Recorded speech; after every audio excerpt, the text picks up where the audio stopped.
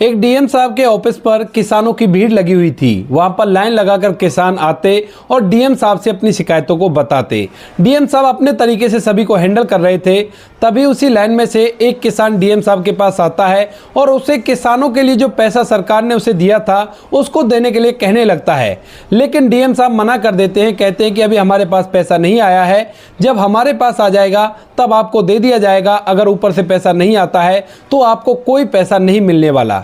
इसके बाद जो वह किसान होता है वह कहने लगता है कि मैंने ऊपर पता कर लिया है, ऊपर से आपके पास पैसा आ गया है और आप बेमतलब की ही हमें पैसा नहीं देना चाहते।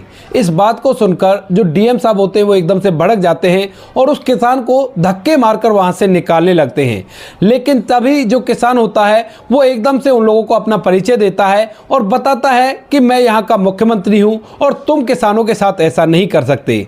इस बात को सुनने के बाद जो वहाँ का डीएम होता है और भी जो आला अधिकारी वहाँ पर बैठे हुए थे और साथ में जितने भी किसान थे सभी लोग एकदम से हैरान हो जाते हैं और भौचक्के से रह जाते हैं। क्या कारण था जो मुख्यमंत्री साहब किसान के भेष में यहाँ पर आए थे? पूरी कहानी की सच्चाई जानने के लिए वीडियो को अंत तक जरूर देखें। एक डिस्ट्रिक्ट के अंदर प्राकृतिक आपदा आती है और उस आपदा के कारण ज्यादातर किसानों की फसल नष्ट हो गई थी। फसल नष्ट होने के बाद सरकार ने किसानों की राहत के लिए कुछ पैसे ऊपर से भेजे थे और उन पैसों को यहाँ के डीएम साहब को वितरित करना था।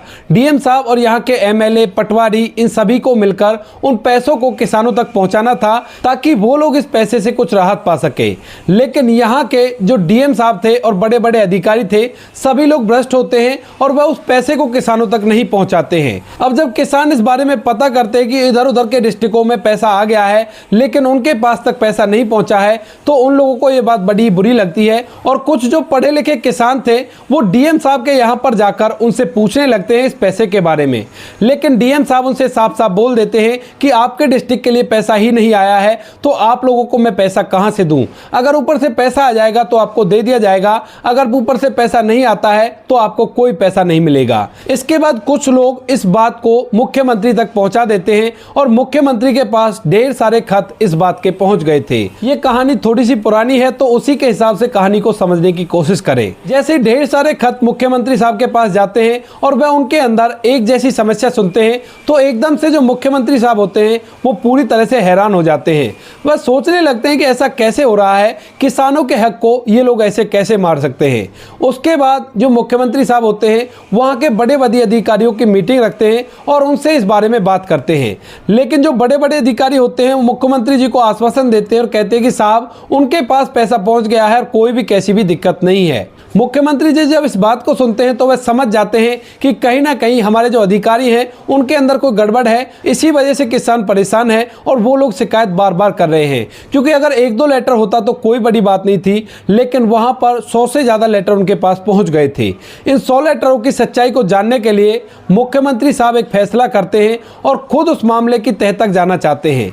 इसके बाद जो मुख्यमंत्री साहब होते हैं वो एक साधारण से किसान का भेष बनाते हैं और वहां से सीधा उस डिस्ट्रिक्ट में आ जाते हैं जहां पर ये धांधलेबाजी हो रही थी, ये सब कुछ गड़बड़ हो रहा था। मुख्यमंत्री साहब साधारण किसान की तरह गांव में जाते हैं और गांव-गांव जाकर इस बात का ब्यौरा लेते हैं।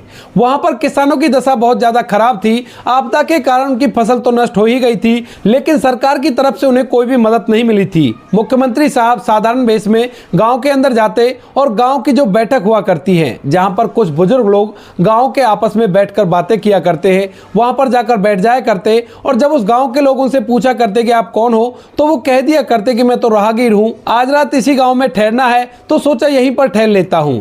इसके बाद गांव वाले उनका वेलकम करते हैं और सभी लोग जब आपस में बातें करते हैं तो बातों ही बातों में मुख्यमंत्री साहब को पता चल जाता है कि यहाँ के जो लोग हैं वो काफी ज्यादा परेशान है और सरकार के लिए तरह तरह की बातें कह रहे हैं। क्योंकि बैठक पर बैठते समय ये किस्सा छिड़ जाता और लोग अपनी अपनी राय सरकार के लिए दे देते हैं। कुछ लोग कहते हैं कि सरकार ने पैसा ही नहीं भेजा, डीएम साहब बोल रहे थे, तो कुछ लोग कहते हैं कि सरकार ने तो भेज दिया है लेकिन बड़े अधिकारी उस पैसे को मिलकर खा गए हैं। यहाँ तक कि वहाँ के जो कुछ एमएलए और ये बड़े बड़े अधिकारी होते हैं उन सभी के नाम वो गांव के लोग बता रहे थे जिन लोगों ने उनको मिलने वाले पैसे को अपने यूज में ले लिया था। इन सभी बातों को सुनने के बाद और पूरी इस बात की तहकीकात करने के बाद जो मुख्यमंत्री जी होते हैं अब खुद इस पर कार्रवाई करना चाहते हैं। इसके लिए वह उसी डिस्ट्रिक्ट के डीएम साहब के कार्यालय में पहुंच जाते हैं अपनी शिकायत को दर्ज कराने के लिए।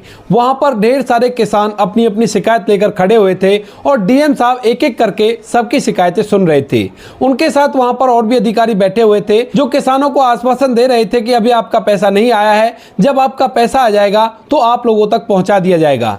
धीरे धीरे करके मुख्यमंत्री जी जो कि एक साधारण किसान के भेष में थे, उनका नंबर भी आ जाता है और वह सीधे डीएम साहब के पास पहुंच जाते हैं। डीएम साहब उनको भी आश्वासन दे देते हैं और कहते हैं कि जैसे ही ऊपर से पैसा आएगा उसके बाद आप लोगों में पैसा बांट दिया जाएगा। लेकिन जो मुख्यमंत्री जी होते हैं वो कहने लगते हैं कि नहीं, ऐसी बात तो नहीं है, सरकार ने तो आपके पास पैसा भेज दिया है, आप उस पैसे को भला क्यों नहीं बांट रहे। इस बात को सुनकर जो डीएम साहब है वो एक बार फिर से उनसे मना करते हैं और कहते हैं कि अगर सरकार से हमारे पास पैसा आ जाता तो हम आप लोगों को बांट देते, भला हम उस पैसे का क्या करेंगे।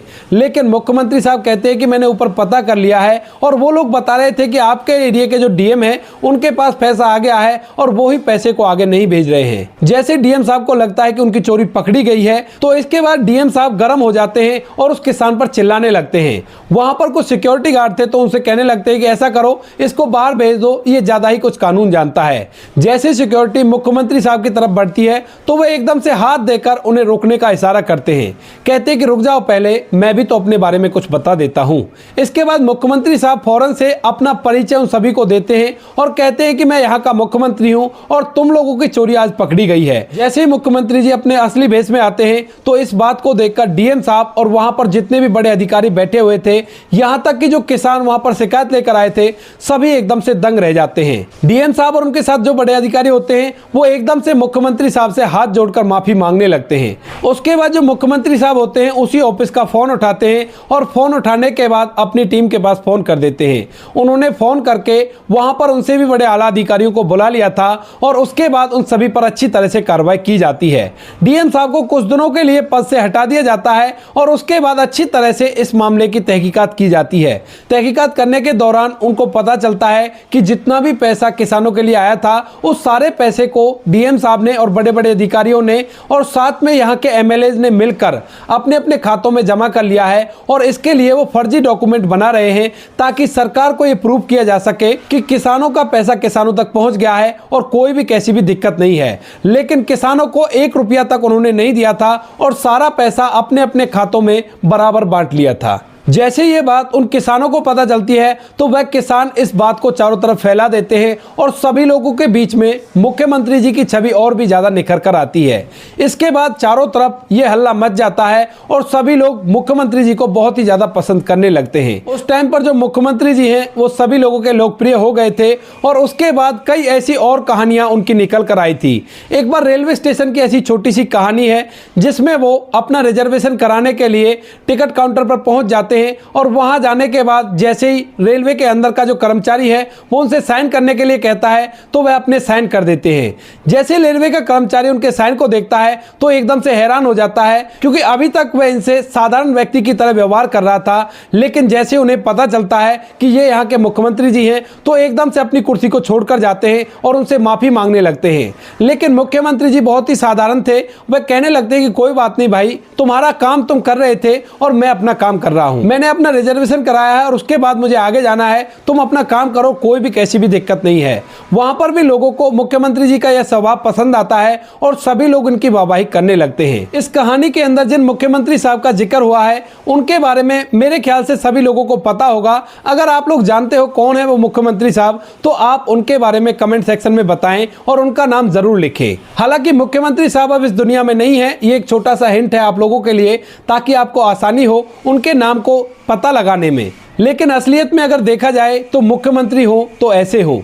उनकी ढेर सारी कहानियां हैं। अगर आपको ये कहानी पसंद आती है, आप लोग इस कहानी को अच्छा सा प्यार देते हो तो उनकी और भी कहानियां विस्तार में हम लेकर आएंगे। ये एक छोटा सा किस्सा था जो हमारे बुजुर्ग हमें सुनाते हैं और वैसा ही मैंने आप लोगों को सुनाया है। आप क्या कहना चाहते हो मुख्यमंत्री जी के बारे में, आप क्या कहना चाहते हो डीएम साहब के बारे में, आपकी जो भी राय कमेंट सेक्शन में लिख सकते हो, लोगों के साथ शेयर कर सकते हो।